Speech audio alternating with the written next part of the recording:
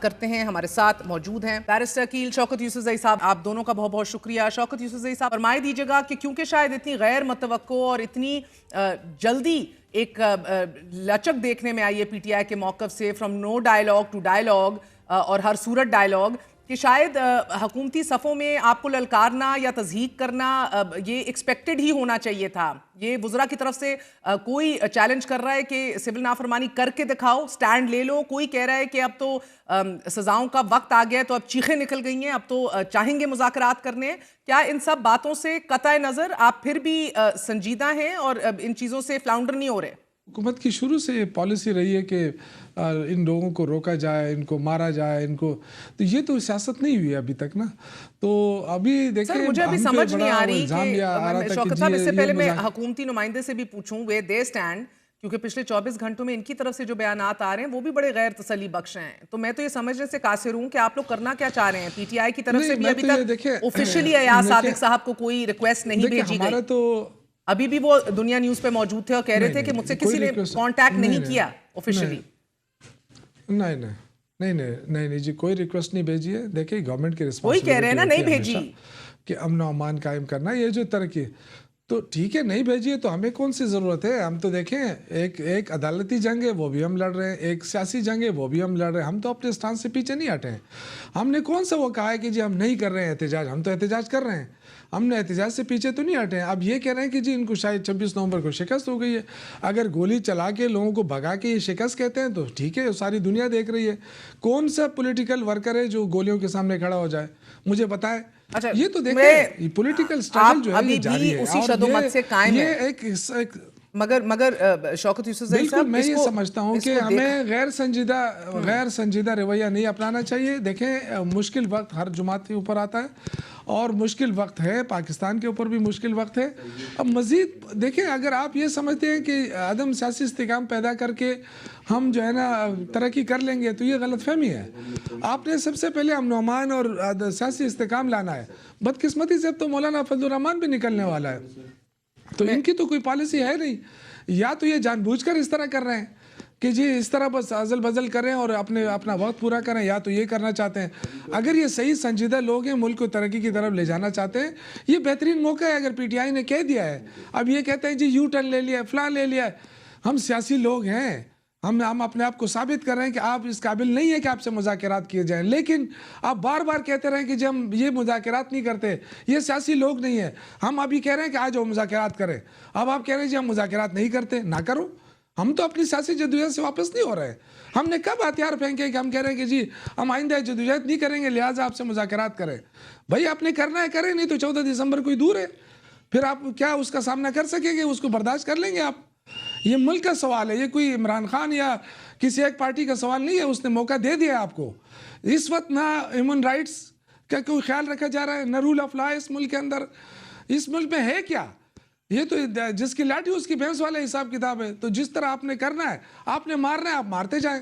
ہم سیاسی لوگ ہیں، ہم سیاسی جدوجہد کریں گے، یہی ہو سکتا ہے بس. بیرسٹر عقیل صاحب، میں بہت دیر سے کہہ رہی تھی تحریک انصاف کو کہ نمبر 1 انگیجمنٹ اپنے پولیٹیکل کولیگز کے ساتھ، this has to be the first and foremost priority of every politician. مگر سیکنڈلی اینڈ مور امپورٹنٹلی میں بھی آپ کے بلف کو کال آؤٹ کر دینا چاہیے، کیونکہ آپ لوگ کب سے 1.5 سال سے کہہ رہے ہیں آپ بات کر لو.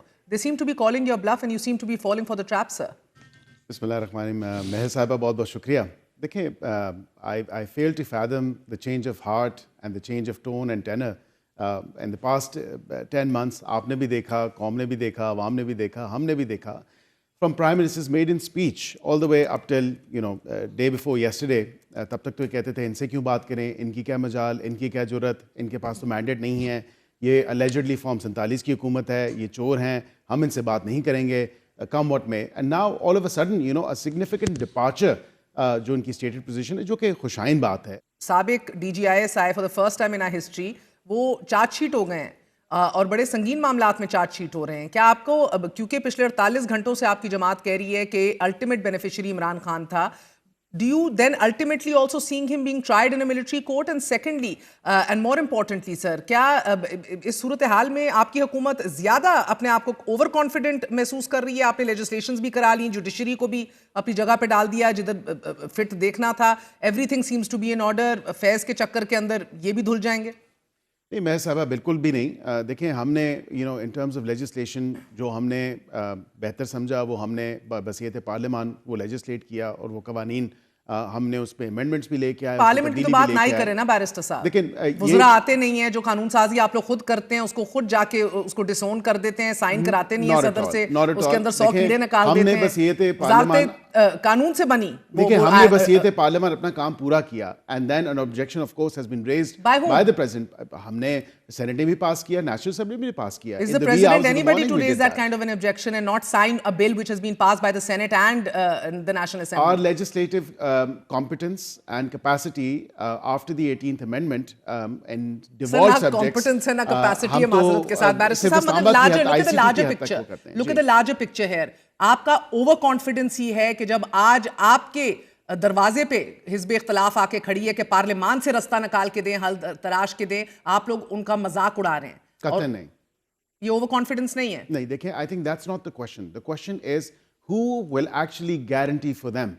اصل سوال یہ ہے کہ بیکاز یہ صبح ایک بات کرتے ہیں, شام کو ایک بات کرتے ہیں. دیکھیں ہم we are guarantors for ourselves. ہم سے اگر بات کریں گے تو ہم of course, لیکن آپ یہ تو پوچھیں نا کہ who will guarantee for them, because thing is کہ یہ اب کمیٹی کو اختیار دیا. تو یہ کہہ رہے ہیں ہم خود ہیں.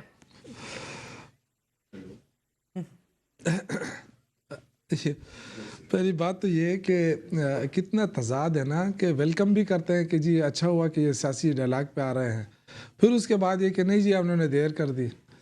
تو مجھے نہیں لگ رہا ہے کہ یہ سیاسی معاملات کو آگے لے جانا چاہتے ہیں. یہ اسی طرح چاہتے ہیں کہ اور بیچ میں کسی اور کو ہمارے ساتھ لڑانا چاہتے ہیں. لیکن ہم جتنی ہم سے ہو سکا میرے خیال سے اس کے لیے تو آپ خود ہی کافی ہیں. میں آج تسلیم کرتا ہوں کہ نہیں, میں تسلیم کرتا ہوں کہ اسٹیبلشمنٹ کے ساتھ جو ہماری جو اختلافات تھے یا وہ میرے خیال سے اس نہج پہ نہیں جانے چاہیے تھے.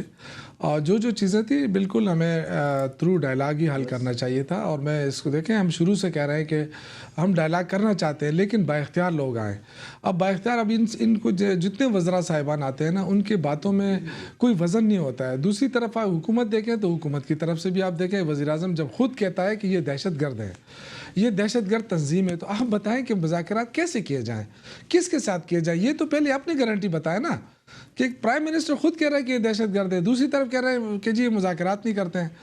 تو دیکھیں یہ بہت بڑا تضاد ہے اور یہ ملک کا سوال ہے. اس کو جس طریقے سے یہ ہنس کے ٹال رہے ہیں, یہ ان کو بعد میں پتہ چلے گا کہ اس کے نقصانات کیا ہے. پھر ذمہ داری ساری گورنمنٹ کے اوپر آئے گی, ہمارے اوپر نہیں آئے گی. ہم تو سیاسی لوگ ہیں, اپوزیشن کے لوگ ہیں, سیاسی جدوجہد کریں گے. اگر آپ نہیں آئیڈیل سچویشن میں تو گورنمنٹ کو پہل کر لینی چاہیے.